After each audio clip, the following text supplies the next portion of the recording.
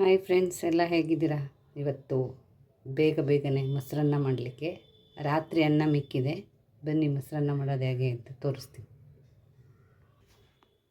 ನೋಡಿ ಫ್ರೆಂಡ್ಸ್, ಮೊಸರನ್ನ ರಾತ್ರಿ ಅನ್ನ.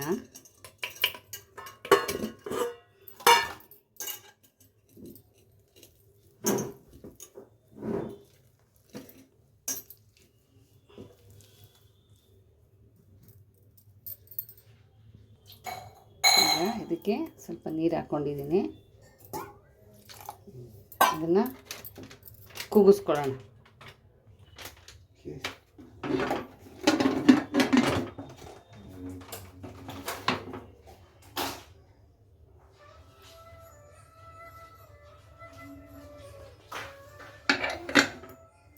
ಒಂದು ವಿಷಲ್ ಬರಬೇಕು. ಒಂದು ವಿಷಲ್ ಬರಲಿ, ಆಮೇಲೆ ಮಾಡೋದು ನೋಡೋಣ.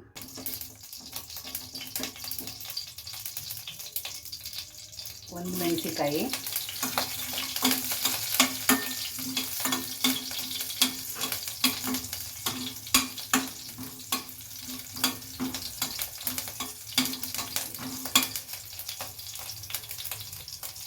ಕಡಲೆಬೇಳೆ,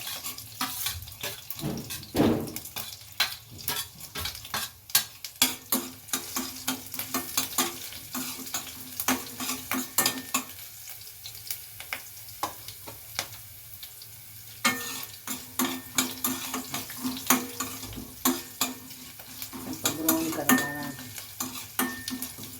ಸ್ವಲ್ಪ ಕರಿಬೇವು,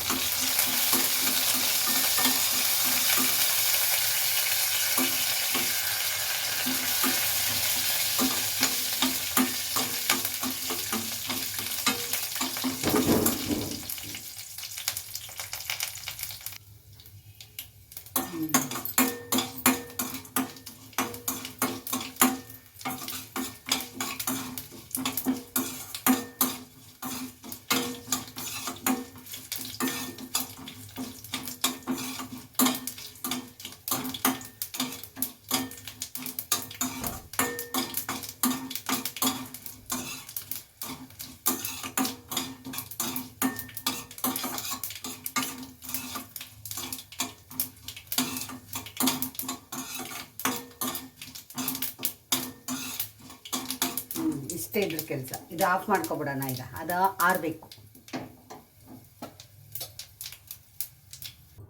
ಈಗೇನು ಅನ್ನ ಮಾಡ್ಕೊಂಡಿದ್ವು, ಈಗ ಅನ್ನ ನೋಡಿ, ಅನ್ನ ಆಗಿದೆಲ್ಲ. ಈಗ ಅದನ್ನ ಮ್ಯಾಚ್ ಮಾಡೋಣ.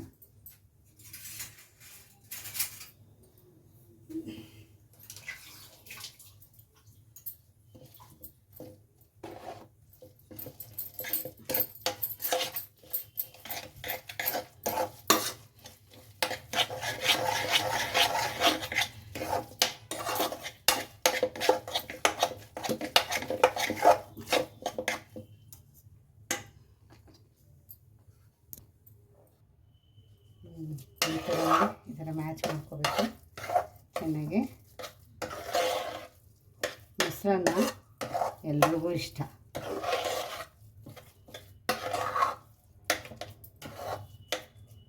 ನಾನು ಇದು ಮಾಡ್ಕೊತೀನಿ. ಇದು ಸ್ವಲ್ಪ ಆರಲಿ. ಈಗ ನೋಡಿ ಆರಿದೆ, ಪರವಾಗಿಲ್ಲ. ನಾವೇನು ಒಗ್ಗರಣೆ ಮಾಡ್ಕೊಂಡಿದ್ವೋ ಅದನ್ನು ಇದಕ್ಕೆ ಹಾಕೊಳ್ಳೋದು.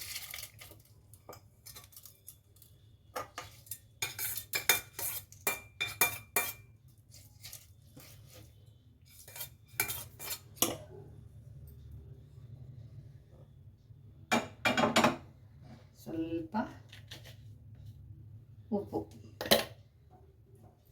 ಇದಕ್ಕೆ ನೋಡಿ ಮೊಸರು,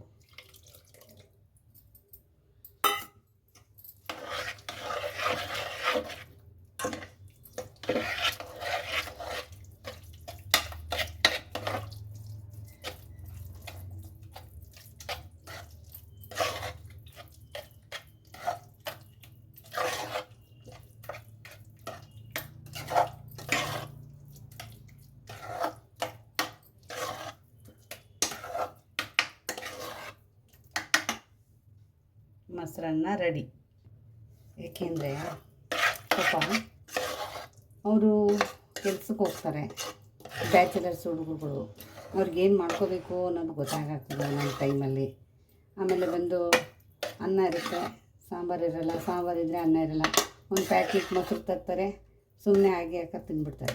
ಏನು ಬೇಡ, ಒಂದೆರಡು ಕಾಳು ಕಡಲೆಬೇಳೆ, ಒಂದಿಷ್ಟು ಸಾಸಿವೆ, ಒಂದೇ ಒಂದು ಹಸಿಮೆಣಸಿನ್ಕಾಯಿ, ಒಂದಿಷ್ಟು ಕರಿಬೇವಿನ ಸೊಪ್ಪು ಹಾಕ್ಬಿಟ್ಟು ಈ ಥರ ರೈಸ್ನ ಕೂಗಿಸ್ಕೊಂಡು ಒಂದು ಸಲ ಈ ಥರ ಮೊಸರನ್ನ ಮಾಡಿಕೊಂಡ್ರೆ ತುಂಬ ಚೆಂದ ತಿನ್ನಲಿಕ್ಕೆ. ನಿದ್ರೆನೂ ಚೆನ್ನಾಗಿ ಬರುತ್ತೆ ನೈಟ್ ಟೈಮಲ್ಲಿ ತಿಂದರೆ. ಮೊಸರನ್ನ ರೆಡಿ ಇದೆ, ನೋಡೋಣ ಬನ್ನಿ. ಇದಕ್ಕೆ ಸ್ವಲ್ಪ ಕೊತ್ತಂಬರಿ ಸೊಪ್ಪು ಈಗ ಉದುರಿಸ್ಕೊಳ್ಳೋಣ. ಉದುರಿಸ್ಕೊಂಡ್ರೆ ಚೆನ್ನಾಗಿರುತ್ತೆ.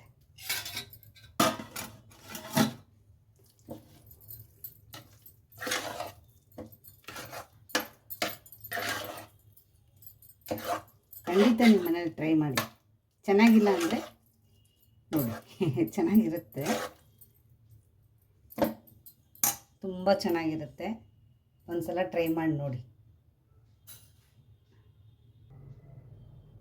ನೋಡಿ ಫ್ರೆಂಡ್ಸ್, ಮೊಸರನ್ನ ರೆಡಿ. ಮತ್ತು ಈರುಳ್ಳಿ ಇದೆ, ಉಪ್ಪಿನಕಾಯಿ ಇದೆ, ಇದ್ರ ಜೊತೆಗೆ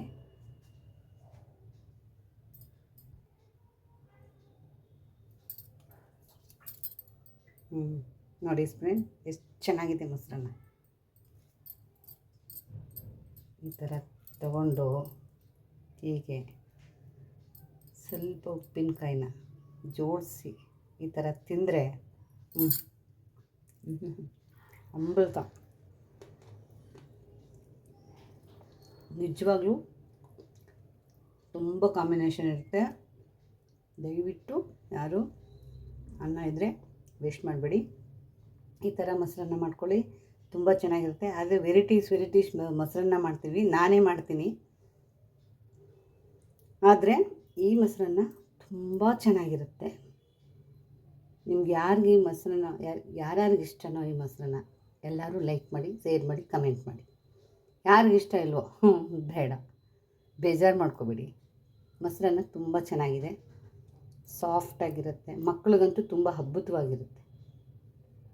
ತಿಂದೇದವರು ತಿಂತಾರೆ, ಚೆನ್ನಾಗಿರುತ್ತೆ. ನೀವು ಮಾಡ್ಕೊಳ್ಳಿ ಮನೆಯಲ್ಲಿ ಈ ಥರ, ಅನ್ನ ವೇಸ್ಟ್ ಮಾಡಬೇಡಿ. ಥ್ಯಾಂಕ್ ಯು, ಧನ್ಯವಾದ.